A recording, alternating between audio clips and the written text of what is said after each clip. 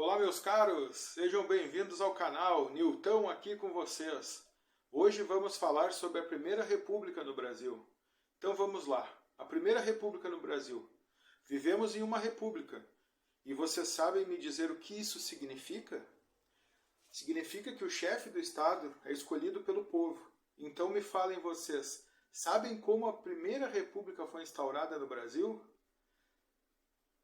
No fim do século XIX, a monarquia foi substituída pela república. Esse momento histórico deu início a uma nova fase na vida política nacional. Apesar disso, essa nova fase de governo não foi capaz de eliminar valores e práticas da cultura escravista, que vinha como herança dos tempos coloniais e imperiais. Um exemplo dessa herança é a continuidade do poder das elites rurais e urbanas dominando as instituições republicanas. Os movimentos que expressavam a precariedade da vida dos mais pobres e os anseios de mudança foram massacrados. Apesar disso, nesse período, a noção de cidadania começou a ser delineada como um valor no Brasil. É importante a gente saber que, até o final do Segundo Reinado, não haviam eleições diretas e o voto era censitário. E o que isso significa? Que só tinham direito ao voto as pessoas que possuíssem renda suficiente. Vamos fazer uma colocação sobre o voto censitário, para que a gente consiga entender melhor como era o voto, essa prática de voto. O voto censitário era a concessão do direito do voto apenas àqueles cidadãos que possuíam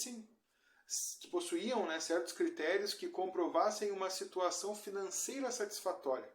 Desse modo, os cidadãos eram classificados em ativos, que pagavam impostos, e passivos, que tinham uma renda baixa. Esses não tinham direito ao voto. Só quem tivesse uma certa renda, patrimônio, quem pudesse comprovar uma renda capaz de pagar pelo seu voto, vamos se dizer assim. Então, com a República, os cidadãos passaram a escolher seus representantes do Executivo e do Legislativo, por meio de eleições diretas, e foi abolido o critério econômico. Mesmo que apenas homens brasileiros maiores de 21 anos e alfabetizados pudessem votar, essa mudança eleitoral na época foi muito significativa. A proclamação da República. No Brasil, as ideias republicanas transformaram-se em força política organizada a partir da década de 1870. Setores da crescente classe média urbana, da Igreja Católica e do Exército passaram a questionar diretamente a autoridade do imperador Dom Pedro II.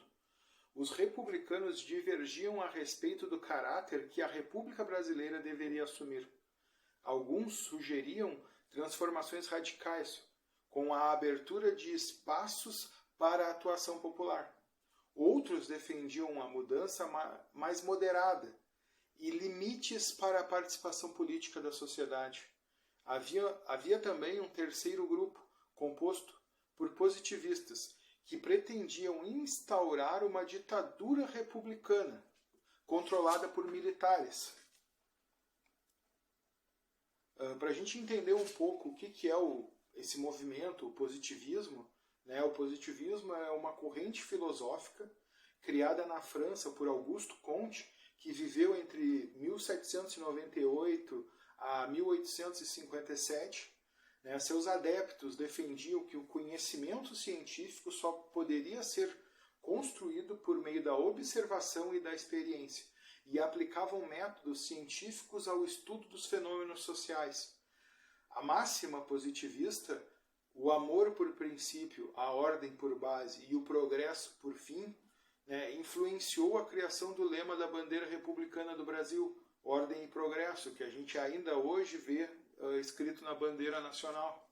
Mas já que a gente conseguiu entender um pouco mais do que foi esse movimento positivista, no dia 15 de novembro de 1889, sob a liderança do Marechal Deodoro da Fonseca, setores do Exército influenciados pelas ideias positivistas deram um golpe de Estado e a República foi proclamada no Brasil.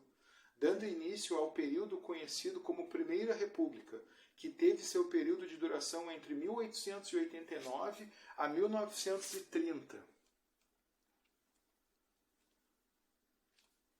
Formou-se então um governo provisório comandado por Deodoro e composto de representantes das várias tendências republicanas, com exceções dos radicais.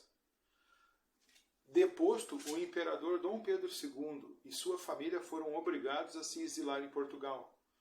Uma das primeiras medidas de Deodoro foi a dissolução das assembleias provinciais e das câmaras municipais, além da destituição dos presidentes de província, o equivalente hoje aos atuais governadores de estado. O novo governo convocou para o Congresso Nacional Constituinte, que elaborou a primeira Constituição do Brasil republicana, promulgada em 24 de fevereiro de 1891. No dia seguinte, o Congresso elegeu Deodoro da Fonseca como primeiro presidente e Marechal Floriano Peixoto como vice-presidente do Brasil. Constituição de 1891. A primeira Constituição republicana continha características liberais, afirmando o direito à igualdade, à liberdade, à segurança e à propriedade privada. O Brasil tornou-se uma república federativa e presidencialista, dividida em estados.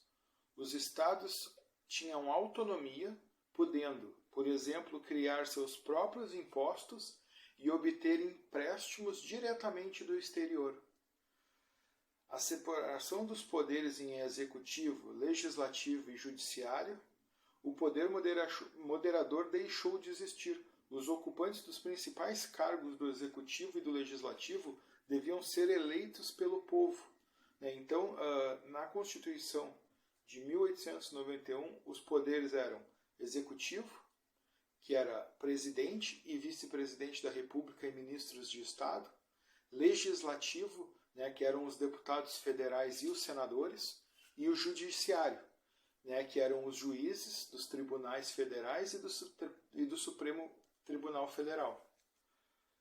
Nessa nova Constituição, o voto aberto prevaleceu na maior parte das eleições, porém só os cidadãos brasileiros maiores de 21 anos e alfabetizados podiam votar. Soldados, religiosos e mendigos estavam excluídos desse direito. A Constituição não fazia referência ao voto feminino, porém, pela tradição, mulheres estavam impedidas de votar. A separação entre Estado e Igreja e a criação de mecanismos de registro civil, como as certidões de nascimento, de casamento e óbito, foram algumas dos benefícios que essa nova Constituição trouxe e direitos também para o povo. Que antes alguns documentos não eram de fácil acesso para quem não tinha um certo poder aquisitivo. Passou a ser obrigatório e um benefício para todo o povo da época. A crise do encilhamento. No início de 1890, o ministro da Fazenda, Rui Barbosa, propôs uma reforma financeira que ampliava o volume de papel moeda em circulação no país. A medida visava facilitar o pagamento dos trabalhadores assalariados, expandir o crédito para a agricultura e principalmente para a indústria. Porém, com a facilidade de crédito, muitas empresas fantasmas surgiram. As ações dessas empresas eram negociadas nas bolsas de valores e o valor delas aumentava continuamente. Essa situação levou muitos empresários a transferir os investimentos do setor produtivo para o setor financeiro, gerando uma intensa especulação financeira. Especulação financeira é uma operação comercial sobre o mercado de capitais ou câmbio com o objetivo de obter lucro em um período curto. Essa fase da nossa história ficou conhecida como encilhamento. O nome da crise deriva da palavra cilha, cinta que prende a sela à barriga dos cavalos, antes da entrada da pista de corrida.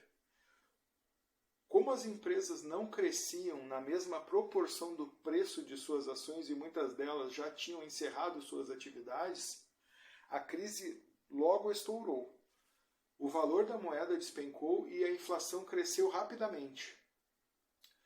Muitas empresas foram à falência e o desemprego aumentou. O socorro do governo a algumas dessas empresas esvaziou os cofres públicos. A renúncia de Deodoro e o governo de Floriano. A crise do encilhamento alertou as oligarquias regionais que exigiam uma participação mais ativa na definição dos nos rumos econômicos do Brasil. Só para a gente entender melhor o que é uma oligarquia, né? A oligarquia é um regime político, né, em que o poder ele é exercido por um pequeno número de pessoas. No caso do Brasil, né, fazia referência a poucas famílias ricas, proprietárias de grandes extensões de terras voltadas para a produção agroexportadora. Continuando. A crise econômica, né, somou-se a uma crise política. A forte centralização do poder nas mãos do presidente da República também descontentou esses setores, que defendiam maior autonomia para os estados. Essas dificuldades políticas levaram Deodoro da Fonseca a dissolver o Congresso e a defender reformas constitucionais que lhe assegurassem maiores poderes, o que desagradou ainda mais seus opositores. Pressionado, o presidente renunciou em novembro de 1891. Marechal Floriano assumiu o cargo e empregou esforços para controlar a inflação e recuperar a economia. Apesar de as novas medidas não terem resolvido a crise econômica, algumas delas, como o controle dos preços de alimentos e de aluguéis e a isenção de alguns impostos, garantiram algum apoio popular ao governo. Floriano consolidou o regime republicano por meio da centralização política e do comando rigoroso das Forças Armadas. Enfrentou as duas principais rebeliões do período, a Revolução Federalista e a Revolta da Armada. Nos dois casos, a repressão foi violenta e o governo republicano mostrou sua disposição de não tolerar mobilizações oposicionistas. A Revolução Federalista estourou no Rio Grande do Sul, em fevereiro de 1893. Os combates foram travados entre republicanos partidários da centralização política do governo de Floriano e os federalistas, defensores de um Estado menos centralizado. As lutas estenderam-se por Santa Catarina e pelo Paraná. A revolta foi sufocada pelo governo em 1895. A revolta da Armada explodiu em setembro de 1893. Os oficiais da Marinha estavam descontentes com a preponderância do exército e com a limitada participação da Armada na política brasileira. Eles se rebelaram e exigiram novas eleições. Durante o conflito, a cidade do Rio de Janeiro chegou a ser bombardeada pelos rebeldes, que só se renderam em março de 1894.